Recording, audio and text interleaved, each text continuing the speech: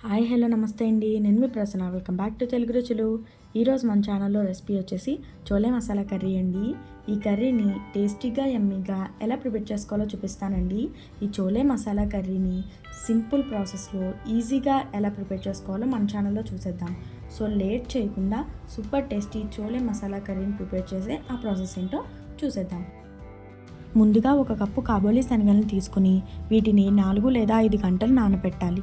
లేదా మనం వీటిని నైట్కి నానబెట్టి మార్నింగ్ చేసుకోవచ్చు.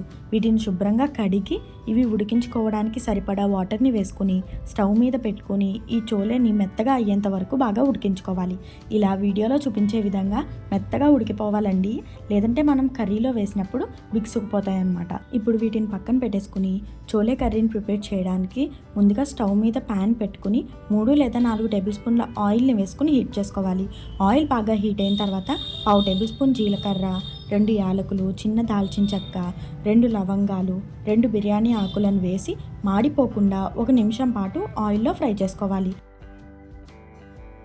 అవి 1 నిమిషం ఫ్రై అయిన తర్వాత 2 పచ్చిమిర్చి చీరికలు, 2 మీడియం సైజులో ఉండే ఉల్లిపాయల్ని ఇలా సన్నగా ముక్కలుగా కట్ చేసుకుని యాడ్ చేసుకోండి. ఈ ఆనియన్ ముక్కలు త్వరగా ఫ్రై అవ్వడానికి మీ రుచికి సరిపడా సాల్ట్ని వేసుకోండి. నేను ఇక్కడ 1/2 టేబుల్ స్పూన్ సాల్ట్ని వేసుకున్నానండి. దీనిలోనే 1/4 టేబుల్ స్పూన్ పసుపును కూడా వేసి ఈ ఉల్లిపాయ ముక్కల్ని బాగా మగ్గించుకోవాలి. దీనిలోనే కొంచెం కరివేపాకును కూడా వేసుకుని ఫ్రై చేసుకోవాలి. ఇలా ఆనియన్ ముక్కలు బాగా ఫ్రై అయిన తర్వాత ఇప్పుడు దీనిలోకి 1/2 టేబుల్ స్పూన్ అల్లం వెల్లుల్లి పేస్ట్ని యాడ్ చేసుకుని పచ్చి వాసన పోయే వరకు బాగా ఫ్రై చేసుకోవాలి. అల్లం వెల్లుల్లి పేస్ట్ పచ్చివాసన పోయి బాగా ఫ్రై అయిన తర్వాత 2 మీడియం సైజులో ఉండే టమోటాలను తీసుకుని ఇలా ప్యూరీలా చేసుకుని యాడ్ చేసుకోవాలి. ఈ చోలే మసాలా కర్రీలోకి టమాటా పేస్ట్ యాడ్ చేయడం వలన మనకి కర్రీ గ్రేవీ అనేది పర్ఫెక్ట్గా వస్తుందండి. ఈ ప్యూరీని కలుపుకుంటూ బాగా ఫ్రై చేసుకోవాలండి. ఇలా బాగా ఫ్రై అయిన తర్వాత ఇప్పుడు దీనిలోకి 1 టేబుల్ స్పూన్ కారంని వేసుకుని పచ్చివాసన పోయే వరకు బాగా ఫ్రై చేసుకోవాలి.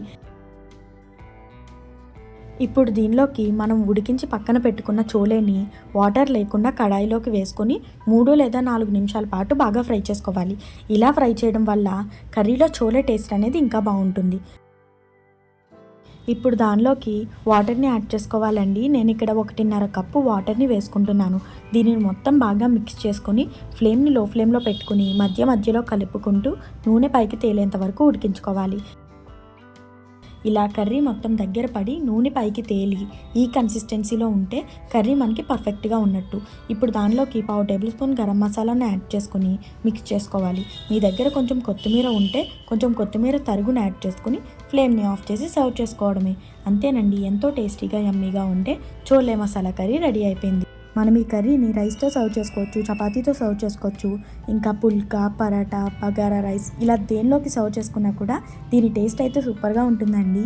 ఈ వీడియో కనుక మీకు నచ్చినట్టయితే లైక్ చేయండి, షేర్ చేయండి. మరిన్ని మంచి రెసిపీల కోసం మన తెలుగు రుచులు యూట్యూబ్ ఛానల్ని సబ్స్క్రైబ్ చేసుకోవడం మాత్రం మర్చిపోకండి. ఇంకా ఈ రెసిపీని మీరు కూడా ట్రై చేసి ఎలా వచ్చిందో కామెంట్ సెక్షన్లో కామెంట్ చేసేయండి.